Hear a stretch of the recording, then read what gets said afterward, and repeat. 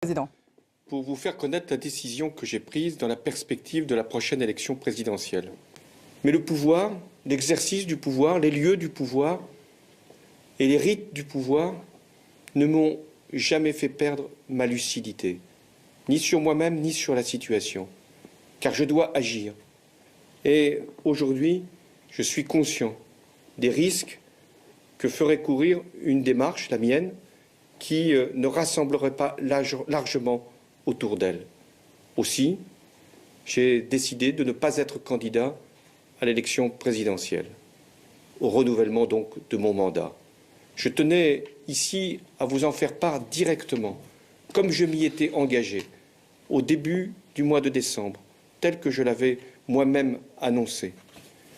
Je le fais en prenant toute ma responsabilité, mais aussi en appelant à un sursaut collectif et qui engage tous les progressistes, qui doivent s'unir dans ces circonstances. Parce que ce qui est en cause, ce n'est pas une personne, c'est l'avenir du pays. Je ne veux pas que la France soit exposée à des aventures qui seraient coûteuses et même dangereuses pour son unité, pour sa cohésion, pour ses équilibres sociaux. Voilà le message que j'étais venu ici vous adresser. Dans les mois qui viennent, mon devoir, mon seul devoir, sera de continuer à diriger le pays, celui que vous m'avez confié en 2012, en m'y consacrant pleinement et dans le dévouement le plus total à la République. Vive la République et vive la France. Bravo. L'on dirait qu'il est sage. L'on dirait qu'il est un homme de valeur. Mais il n'est autre qu'un sorcier. Mais il est seulement rusé. Là, Hollande est parti. Il est parti. Mais il a laissé une bande des hommes incalculables, des sanguinaires, des destructeurs chez nous en Afrique. Mais là, il est parti. Ça me rappelle la petite histoire que dans un village, il y avait un groupe de sorciers qui, de temps en temps, sacrifiaient des gens dans le village.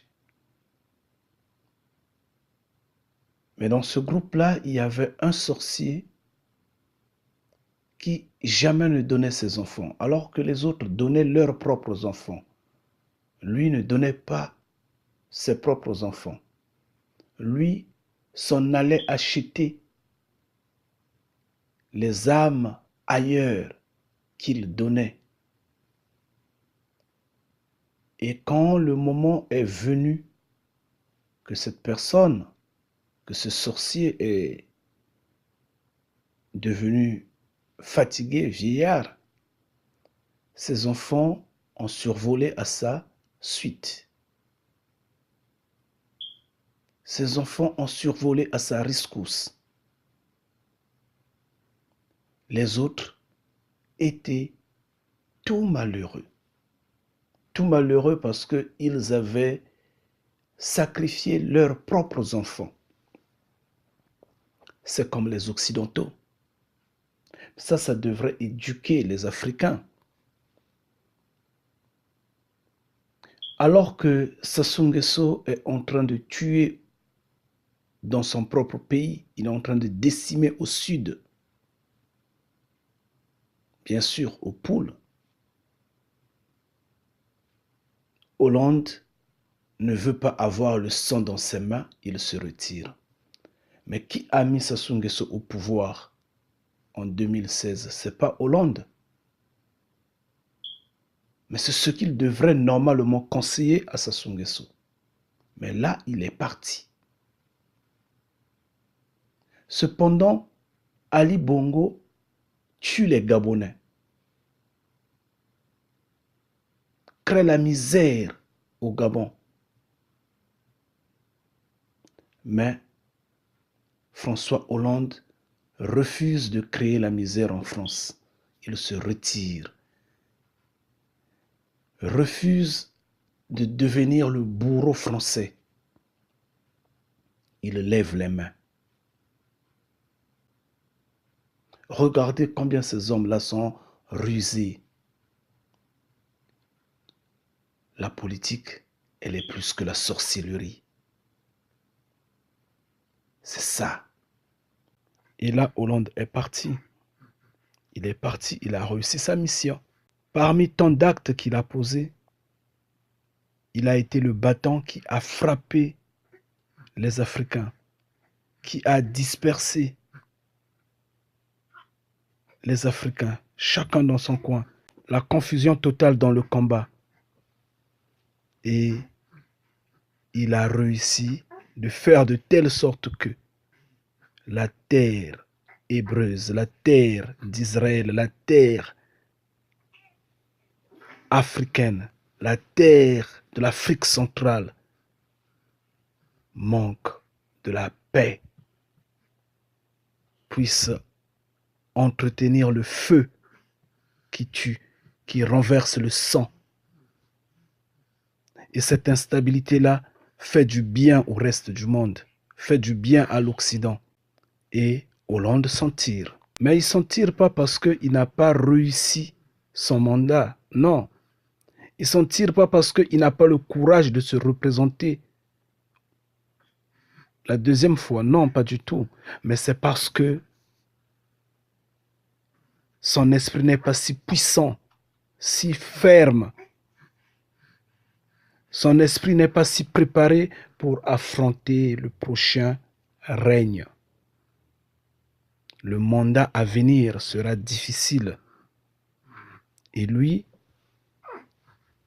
il ne se voit pas dans les propositions, je dirais, l'oligarchie mondiale lui propose, que ces lobbies-là lui proposent. Il n'est pas si préparé, il n'a pas cet esprit ferme. Et il se retire. Entre-temps, les Hébreux ne sont pas encore rassemblés. Les Africains sont en pleurs. Entre-temps, personne ne prend acte de ce que nous pleurons, de ce que nous crions, de ce que nous cherchons notre liberté. Personne ne prend acte de ça. Nous avions été oubliés. Nous avions été totalement ignorés. Le prochain mandat sera difficile. Donc, les francs-maçons ne l'ont pas sélectionné. Les occultistes ne l'ont pas voté, ne l'ont pas sélectionné. Ils ont dit, tu es faible d'esprit, recule, c'est pas toi. Quelqu'un d'autre qui sera dur d'esprit viendra. Il va accomplir ce qui va arriver. Parce que ce qui va arriver sera dur, très dur. Oui, de la mer à boire.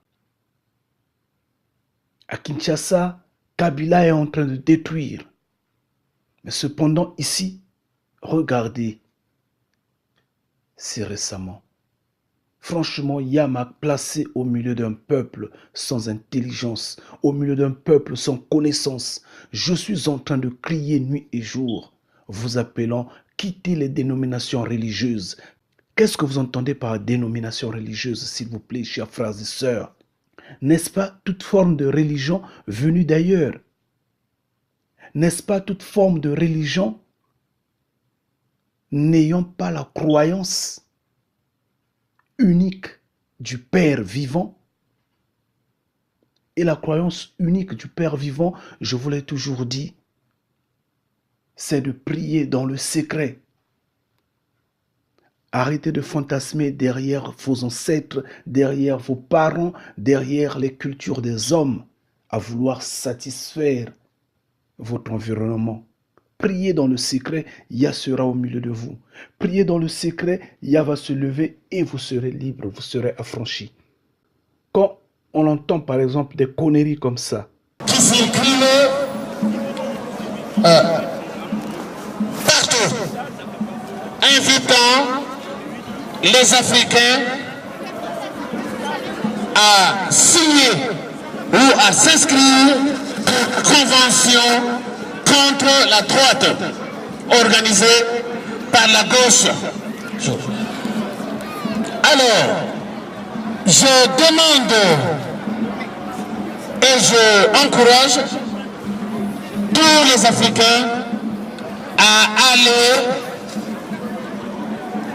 s'inscrire pour que nous soyons nombreux ce jour-là à la convention de la gauche afin de leur montrer qu'ils ne pourront plus rien faire sans nous. Voilà, le message était clair.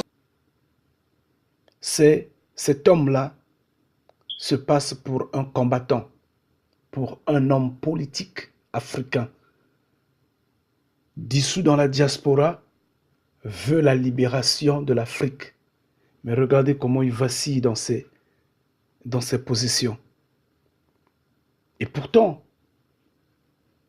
si j'imagine bien, c'est des gens qui ont crié au scandale de ce que Hollande a encouragé à imposer Sassou Nguesso au pouvoir en 2016 en tuant les Congolais. Et c'est des gens qui ont dit que l'Africain ne votera pas le PS, le Parti socialiste français, aux élections en 2017. Ce même Parti socialiste français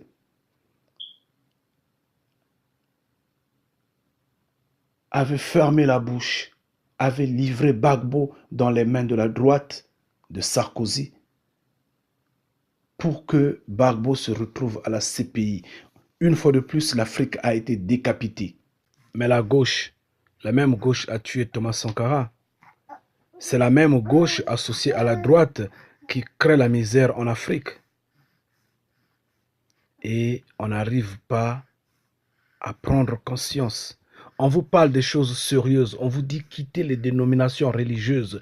On vous dit que tous les prophètes sont venus de la même terre, la terre qui est au-delà des fleuves d'Éthiopie. Ils sont venus au cœur de l'Afrique. Tous sont fils d'Abraham, ils sont d'une même famille. Vous n'arrivez pas à le comprendre, à l'accepter. Vous êtes là toujours borné dans les nuages en train de rêver du n'importe quoi. Et vous voulez être libre. Comme ça là, vous allez être libre. Et là, il demande aux Africains, ces soi-disant combattants, demandent aux Africains de gonfler la liste du Parti socialiste. Bon, regardez une confusion pareille. Et comme ça, là, vous allez dire que ce peuple-là est intelligent.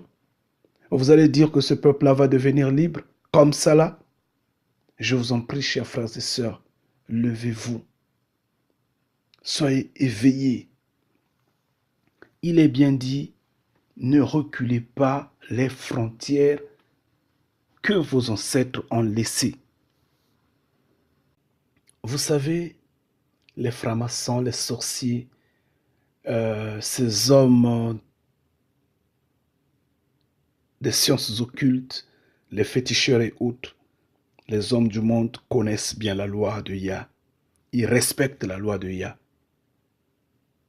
L'Union européenne, malgré ce que on sous-entend qu'il y a abolition des frontières, chaque État connaît ses frontières.